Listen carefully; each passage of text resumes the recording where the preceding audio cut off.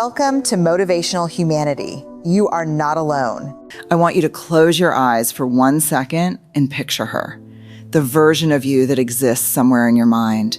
The one running the company, finishing the novel, walking into the room with the kind of quiet confidence that makes people stop talking. She's real. You can feel her. You've built her so carefully over the years that she almost has a heartbeat. Now open your eyes. Look around.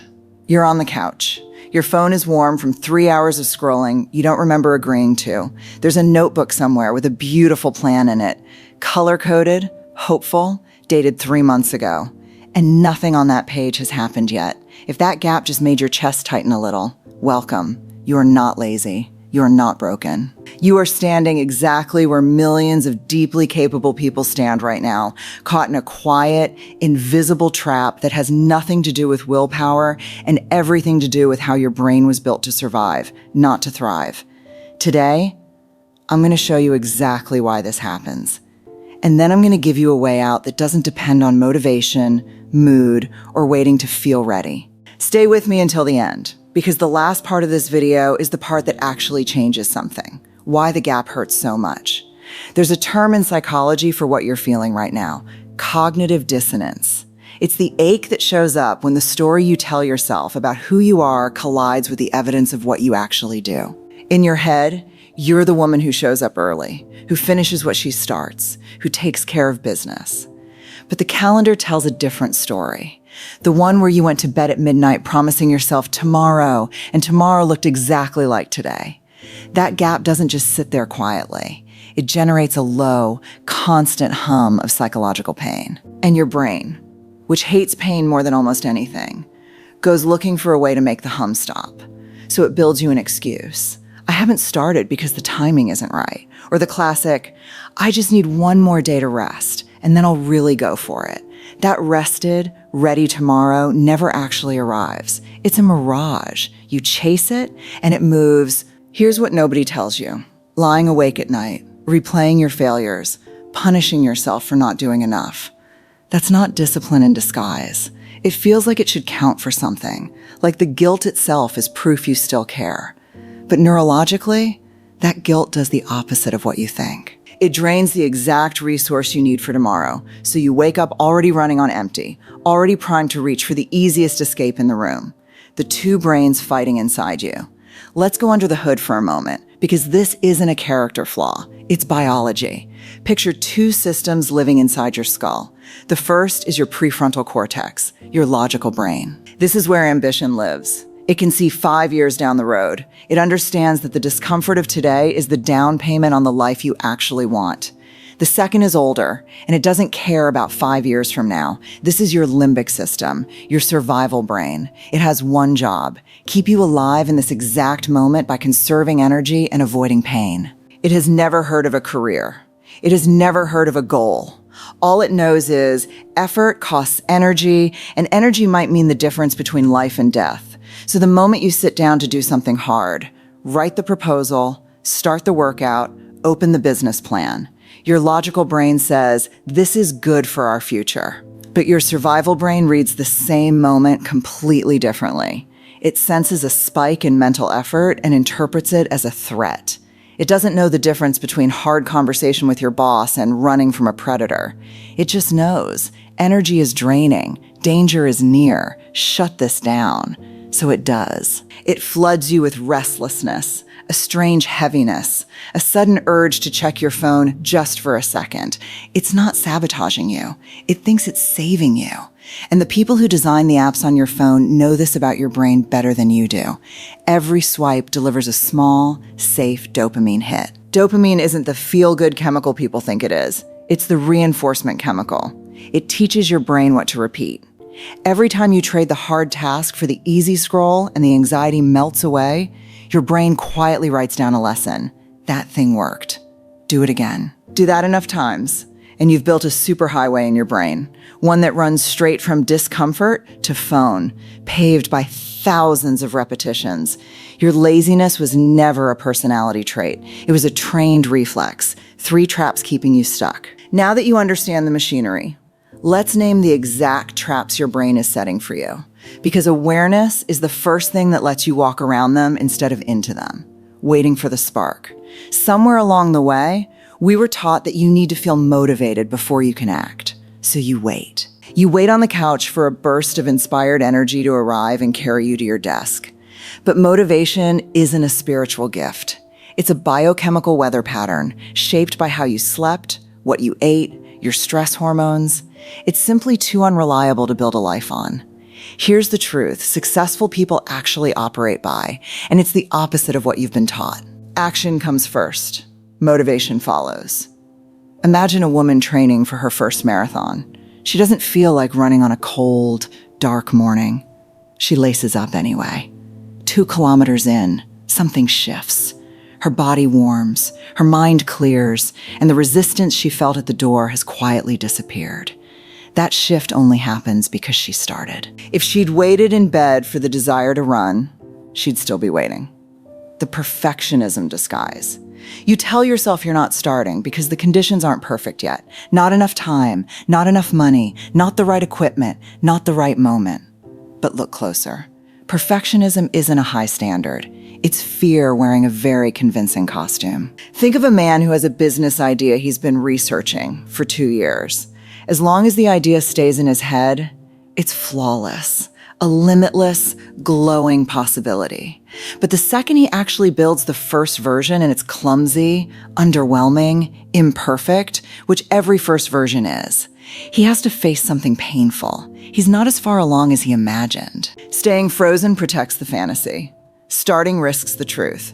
But a messy first draft can be rewritten 100 times. A blank page never can. Trap 3, mistaking learning for doing. Because you want this so badly, you throw yourself into research. Podcasts, books, videos on productivity and healing and habit change. Your brain rewards you with a little dopamine hit for each one, a false sense of, I'm working on myself. But consuming information about change is not the same as making it. This trap is more dangerous than simple avoidance because it doesn't feel like avoidance. When you know you're wasting time, some part of you resists it. But when you're absorbing educational content, you feel productive while going nowhere. You don't need more information. If information were the missing piece, everyone with an internet connection would already be living their ideal life. You already know what to do. The research has become the delay. You now understand the trap. Here's the way out. 4 principles, grounded in behavioral science, that don't depend on how you feel on any given morning. Expect the friction. Release the belief that real work is supposed to feel light and inspired. It won't. You will feel bored. You will feel your whole body pulling toward the door. That resistance is not a sign you're doing it wrong. It's the sign you're doing it at all. Think of it the way you'd think of soreness after strength training. The ache isn't the workout failing. It's the muscle rebuilding. Every minute you stay in your seat while your nervous system is begging you to leave, you are physically rewiring your brain, weakening the old escape pathway, strengthening the one that leads to follow through. That resistance almost always peaks in the first 10 to 15 minutes. Survive that window, and momentum takes over on its own. Shrink the first step until it's almost silly. Your to-do list feels suffocating because you're asking your nervous system to swallow the whole mountain at once. When the task feels enormous, your survival brain slams the door shut immediately. So make the entry point absurdly small. Small enough that refusing it would feel ridiculous. Don't tell yourself, I'm going to work out for an hour. Tell yourself, I'm going to put on my shoes. Don't aim to finish the report. Aim to open the document and write 1 sentence. Want to finally clear out the garage? Your only job today is to move 1 box. It sounds too small to matter. It isn't. You're slipping quietly past your brain's alarm system instead of triggering it. And once you're in motion, once that 1 sentence exists on the page, the hardest part is already behind you. Momentum, once started, tends to keep going on its own. Design your space so you don't need willpower. We've been sold a myth that disciplined people simply have more willpower than the rest of us. The research says otherwise. Willpower behaves like a battery, a limited resource that drains every single time you resist a temptation. If your phone sits within reach while you work, your brain sends you an urge to check it every few minutes, and every no you say costs you a little charge. By the afternoon, that battery is empty and you give in. Not because you're weak, but because the resource is genuinely gone. So stop relying on it. Redesign the environment instead. Leave your phone charging in another room. Use a website blocker during work hours instead of your willpower. Clear your desk of anything except what the task requires. When distraction is no longer physically available, focus stops being a daily battle of self-control and simply becomes the default. Practice strategic forgiveness. This one runs against instinct, but it might be the most important. Most of us believe that if we're harsh enough with ourselves after a wasted day, tomorrow we'll try harder. Neuroscience says the opposite is true. Shame and self-punishment spike cortisol, and a stressed brain reverts straight back to its survival programming, seeking the fastest, cheapest relief it can find, which means punishing yourself tonight makes you more likely to reach for the phone tomorrow morning, not less. You end up feeding the exact cycle you're trying to break. Self-compassion here isn't about excusing yourself or going soft. It's a physiological tool. Did you lose the whole day? That's a fact. Treat it like a process error, not a verdict on your character. Look at what broke down. Don't call yourself lazy or useless. Labels don't fix systems. Acknowledge it, release the weight, and reset for tomorrow. The people who build extraordinary lives never let one off day snowball into a week of self-punishment, the part no one wants to hear. You've spent a long time imagining the life on the other side of this, picturing her clearly enough to almost touch her. Today, you understand exactly why the gap between you and her exists and exactly what closes it. But here is the truth underneath all of it. No one is coming to rescue you from this. There is no morning where the exhaustion simply lifts and energy floods in on its own. No video, no book, no voice in your ear can sit down at that desk for you. You are the only one who built this loop, and you are the only one with the hands to open it. 5 years from now, your life will not be shaped by the ambition sitting in your head. It will be shaped by the accumulation of small, quiet choices you make today. Phone or notebook, scroll or sentence. Every single one of those choices is a vote for the woman you're becoming. You get to choose your pain. Either the pain of discomfort now, while you build something real, or the pain of regret later, looking back at a life that stayed a vision board. There is no version where you avoid discomfort entirely. There is only the choosing of which kind you're willing to carry. If this found you today, if some part of this felt like it was written about your exact life, I want you to do something small right now.